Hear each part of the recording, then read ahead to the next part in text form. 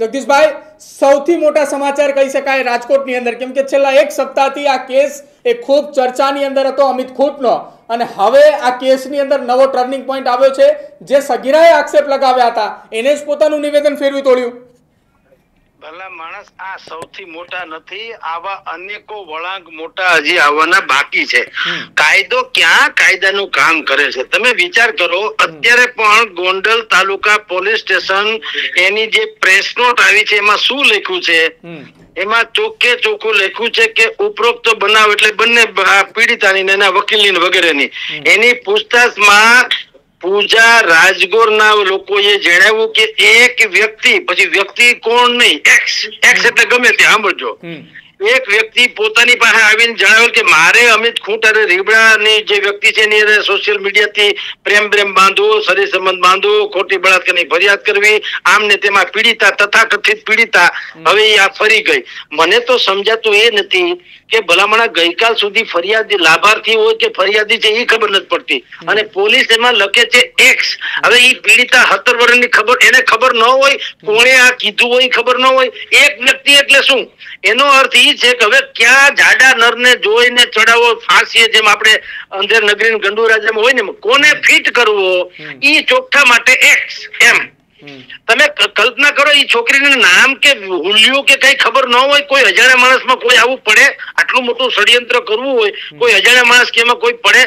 પણ હવે એને પોલીસે પોતાની પ્રેસ નોટમાં બોલો આવું મોકલે છે કે ઈ યુવતી તથાકથિત પીડિતાએ એમ કીધું કે મને એક્સ નામની વ્યક્તિએ એમ કીધું કે તમારે આવું ખોટું કરવાનું છે. તો તમે કોઈ અજાણ્યા માણસ કેમ તમે થઈ જાય, કોઈ કરે આવું? એનો અર્થ એમ છે કે જે એક્સ નામની વ્યક્તિ છે એ કોઈ ખતરનાક છે, સમજી લો, મોટી કોઈ વ્યક્તિ છે. હવે મોટી વ્યક્તિને સંડોવી શકાય એમ નથી, એવું અત્યારથી જ પોલીસ નું વલણ હોય એવું લાગે. હવે ચોખ્ખા ગોઠવાય છે, કોને ગોઠવવો અને કોને આમાં ફિટ કરવો અને કઈ રીતે સેન્સિટિવ માંથી ઓછું કરવું. એટલે આમાં તમે કહો સૌથી મોટા નહીં, આવા જે મોટા કાંડ જે થાય ને એમાં આવા જ વળાંકો આવે. હજી પણ જે વળાંક આવે એ સાચા આવે એ જરૂરી નથી. જેમાં જેની જેટલી પહોંચ, આપણે ઓલો કહીએ છે ને, જિસકી જીતની હિસ્સેદારી ઉતની ઉતની ભાગીદારી, એના જેવું છે આ પંથકમાં, કે જેની જેટલી પહોંચ હોય એવું પોલીસ વાળા બધું વહીવટ કરતા હોય એવું લાગે. નહીતર આવડી 17 વર્ષની છોકરીને ખબર ન હોય કે કોણે તને આ કીધું, પોલીસ એને પૂછે નહીં. તમે વિચાર કરો, એમને ઈ એક્સ કે એટલે તમે એક્સ કરીને લખીને મોકલી દો. આવું તો કદી હોય? પોલીસ એ સામાન્ય માણસ હોય છે, અને આવડું જયારે આવું ગધડે ચડેલી ઘટના છે, આખી દુનિયામાં ગાંડા કર્યા છે, એકબીજાના માથા વધેરાય જેવી હાલત છે, એવી સ્થિતિમાં છોકરી એમ કે મને એક ચોક્કસ વ્યક્તિ, ચોક્કસ નું ક્યાં હોતા એવું હોય કોઈ દિવસ? તમે મને કે તમારા છાપાનું નામ હું કોઈ એક ચોક્કસ પ્રકારનું છાપું છે એવું સાંભળ્યું? કે તમારી ચેનલ નું નામ હું એક ચોક્કસ પ્રકારની ચેનલ છે એવું હોય કે ન હોય? તો પછી સીધી વાત જે છે, આજે બુધવાર છે તો છે, પછી હું કહું આજે એક ચોક્કસ પ્રકારનો વાર હતો, આવું હોય કે જિંદગીમાં? એટલે આ ડખા તમે જુઓ, આ બધી ઈ છે જેમાં પોલીસ જેવું કઈ છે નહીં, તંત્ર જેવું કઈ છે નહીં, હંધાય એકબીજાની ગોઠવણ ચાલે છે. જેનો મેળ પડશે ફસાવી દેશે ને બાકી બધાને છોડાવી દેશે.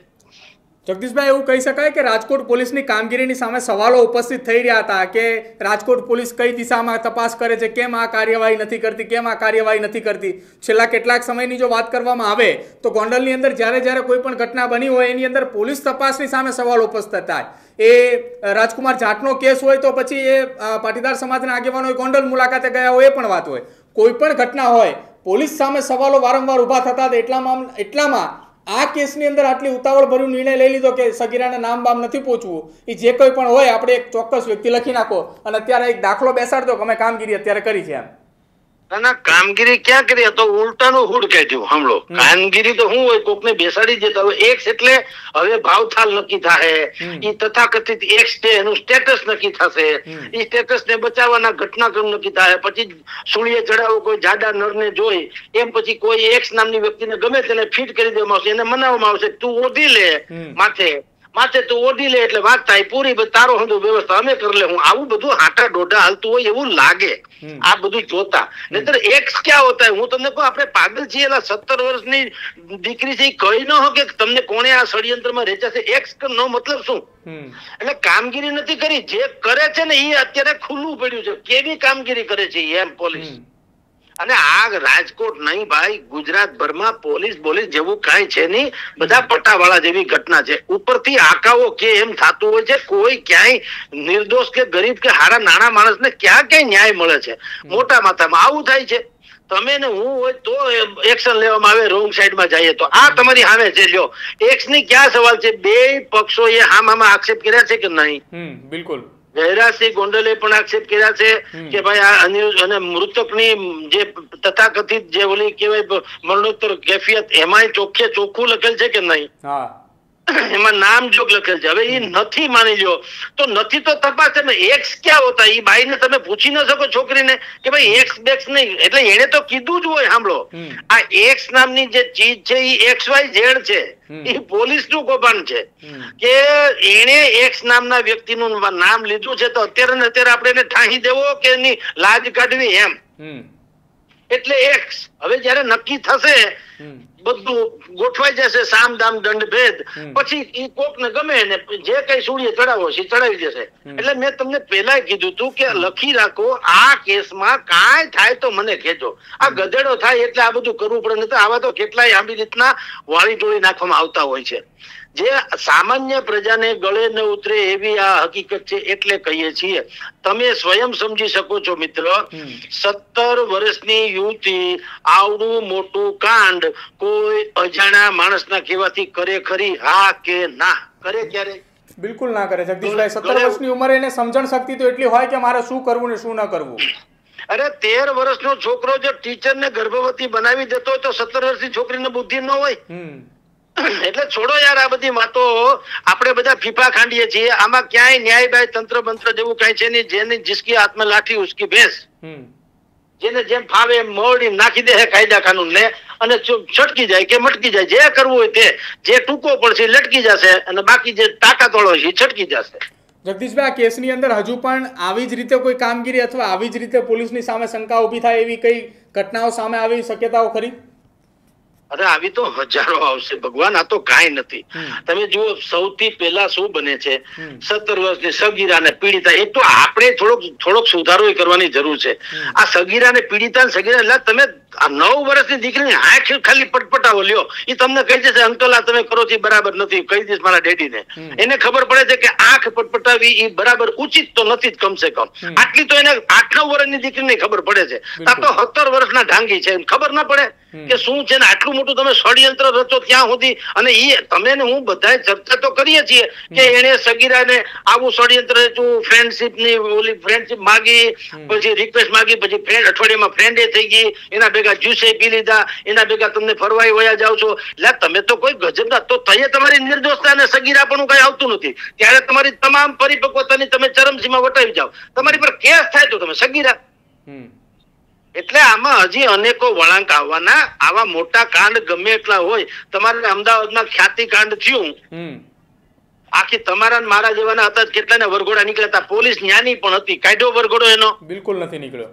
ઉલટાનો એને બોલાવીને ખુરશી આપી હતી. ખબર છે ને, પોલીસ કોન્સ્ટેબલ એમાં સસ્પેન્ડ થયો. સાહેબ આવો બેહો, સાહેબ આવો બેહો. લે બોલો, જેને 9 લોકોની હત્યા કરી છે એને કીધું સાહેબ પધારો તમે બેહો. હું કામ? એક રાજકારણી ટોચના છે, એના મામા માસીનો છે, ટૂંકમાં ઓળખીતો છે. એટલે કાયદો બાયદો ક્યાંય છે પણ નહીં ભાઈ. આ સમજી લ્યો, જેના હાથમાં તાકાત છે કાયદો એના ખીચામાં. જગદીશભાઈ, હવે આ કેસની અંદર અનિરુદ્ધસિંહ અને રાજદીપસિંહનું શું થશે? ઈ કાયદો જાણે, નિર્ણય જાણે. આમાં શું અત્યારે ક્યાં કઈ શેનો રોલ છે? તમે જુઓ શું થયું.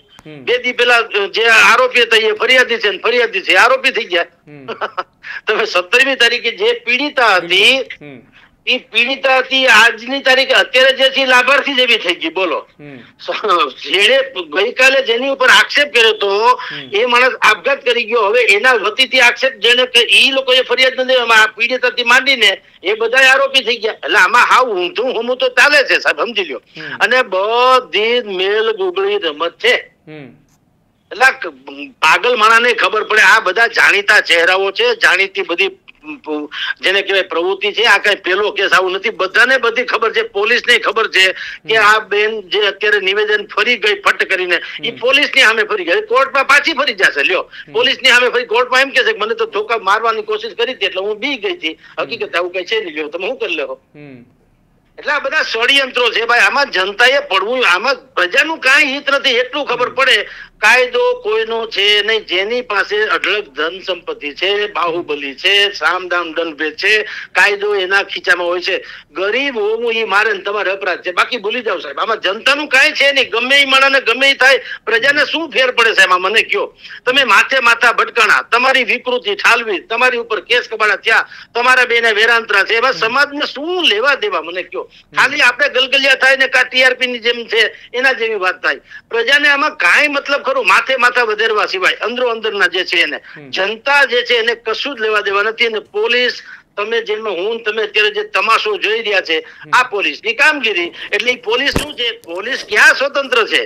ધારો તો આગળ સતીશ વર્મા જેવા હોય કે સુખદેવસિંહ ઝાલા જેવા હોય તો ખબર પડે. હવે એવું તો છે નહીં. હવે રોટલિયા ભગત જેવા તો પોલીસ છે.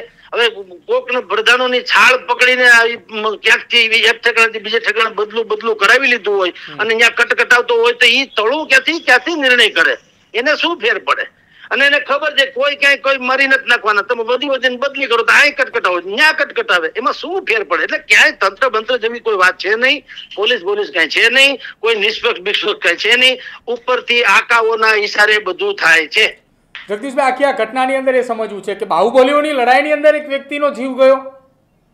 ના રે ના, હા, બાહુબલીની લડાઈ નહીં. તમે ભાઈ જે તથાકથિત પીડિતાએ તમને ફસાવ્યા, તમે ફસાણા એ તમારો વાંક નથી. મારે લાંચે ખાવી છે અને મારે પ્રમાણિકે દાખવવું, જેમ બે વસ્તુ હાલે. લોટે ફાંકવો છે ને મોઢું ભણવું, જેમ બે વસ્તુ હાલે. એમાં બાહુબલી નું ક્યાં વાત આવી? એ તો જુદી પાછી આવરણ છે. તમે ફસાણા કે નહીં, હા કે ના? તમે શું કામ ફસાવવું જોઈએ? હાલો નહીં, બાહુબલી હું કોઈ પણ માણસ એવું મને દાખલે કે હું એવો દાવો કરતો હોઉં કે હું પ્રમાણિક છું, પછી મને કોઈ બુદ્ધિપૂર્વક લાંચ રૂશ્વત દેવા આવે ને હું પીગળી જાઉં તો એ મારો વાંક? કા મારે મારી પ્રમાણિકતા સાબિત એવી રીતે કરવી છે કે સામે વાળા ભોઠા પડે? મહાત્મા ગાંધીના ઓશિકા હેઠળથી દારૂ નીકળે બોટલ તો કોઈ એમ ન તપાસ કે અહીંયા ગુસ્તાખી કોણે કરી, એમ તપાસ થાય. બાપુ આ રવાડે ચડ્યા છે એવી શંકાય ન જાય. તો ઈ તો વાત છે. એમાં બાહુબલીની ક્યાં વાત છે? તમે સ્વયં ચિઠ્ઠીમાં લખો છો ને મરણોત્તર નિવેદન હોય અને લોકો ઓફિશિયલ માને છે. એમાં એ સ્વયં અમિતભાઈ ખૂંટ લખે છે કે મને તથાકથિત પીડિતાએ ફસાવ્યો ને હું ફસાઈ ગયો, એટલે એને સ્વીકારી તો લીધું કે નહીં?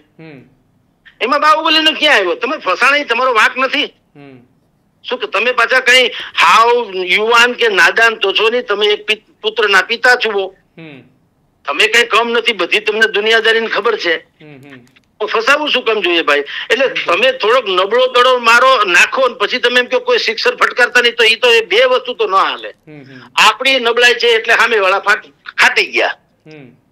તો તમારે ના આવું કરવું જોઈએ. અને કર્યું તો હવે જે થતું એ ભોગવો, તો જે થતું થાય. એમાં બાહુબલી ક્યાં આવ્યા? તમે પેલા તો નબળા તો પડ્યા કે નહીં? બિલકુલ. વાસ્તવિકતા તો છે કે નહીં? હું એમ કહું બિલકુલ. તમે બિલકુલ નિર્દોષ હો અને તમારી ઉપર ખોટો આરોપ કરવામાં આવ્યો હોય તો સમજી શકાય કે ભાઈ આ બાહુબલીઓએ હેરાન કર્યા. હવે બાહુબલીઓએ જે ખેલ નાખ્યો, તમે એમાં સંડોવાણા શું કરવા? એ પીડિતા હોય કે ફલાણું હોય. સ્વામી વિવેકાનંદ ને એક મહિલાએ કીધું હતું કે ભાઈ તમે મારી યારે લગ્ન કરી લ્યો. તો કે શું કામ? કે ભાઈ તમારા જેવા સંતાન પાકે ને તો વિશ્વભરમાં ડંકો વાગે ને. તો સ્વામી વિવેકાનંદ જો આના જેવું હોત તો ઈ ફસકી ગયા. એને શું કીધું કે મારા જેવા સંતાન કેદી પાકે ને કેદી એક કામ કરો, આજથી તું મારી માન, હું તારો દીકરો, હાલો હું તારું સંતાન અત્યારથી માન લે. પણ જગદીશભાઈ, આખી આ ઘટનાની અંદર અનિરુદ્ધસિંહની સામે જયારે ફરિયાદ દાખલ થઈ, અનિરુદ્ધસિંહ અને રાજદીપસિંહની સામે, ત્યારે મોડી રાત્રે એક સોશિયલ મીડિયાના માધ્યમથી એક વિડીયો વાયરલ કર્યો અનિરુદ્ધસિંહ, અને એમાં એવું કીધું કે આખા આ કેસની અંદર જયરાજ મને ફસાવવાની કોશિશ કરે છે, મારો કોઈ જગ્યાએ વાંક હોય અથવા મારું કોઈ જગ્યાએ નામ આવે તો હું સામેથી પોલીસ સ્ટેશન હાજર થઈ જઈશ. હા, તો એ તો એને તો કીધું, જગ જાહેર કીધું ને બીજા બે ટીવી ચેનલમાં કીધું. પણ ભલામણ એ કઈ ઓથેન્ટિસિટી ગણાય? કોઈ તમે મીડિયામાં નિવેદન આપો એ કઈ ઓથેન્ટિસિટી નથી. એ તો એક નૈતિક આમ સામાજિક રીતે વાત પ્રસરી જાય કે તમે આવું કીધું. પણ તપાસની જગ્યાએ છે, આવશે તો આવશે. એને ચોક્કસ કીધું કે ભાઈ મારો હાથ પગ ની ક્યાં, મારું કોઈ પણ પરિવાર તમે કહેશો તો હું સામેથી આવીશ પોલીસમાં, હું હાજર થઈ જઈશ. અને એ થઈ જશે એટલે કઈ ઉપકાર નથી, તો મસ્તી થવું પડે. પણ એવું કઈ થવાનું છે જ નહીં ભાઈ, સમજી લ્યો. આમાં ક્યાંય નિષ્પક્ષ વિશ્વક થાય તો અત્યારે આ બધું ફરી ગયું કે નહીં વાતાવરણ? બે દી પેલા શું હતું? ફરિયાદી હતી, અત્યારે પીડિતા હતી, ફરિયાદી પોતે આરોપી થઈ કે નહીં? છોડો યાર, આ બધું બાબતો છે ને, મોટા ઓલા માથા જે મારતા ને કે ને બે હાથી ઝઘડે, જંગલનો ખો નીકળે, કાયદાનો ખો નીકળે છે, જનતાની બધી એનર્જી વેસ્ટ થાય છે. અત્યારે દેશ જુદા માહોલમાં છે ને, આવા બધામાં કઈ ખદબદવાની જરૂર નથી. આ હવના કેરા હવ ભોગવશે એના જેવું છે.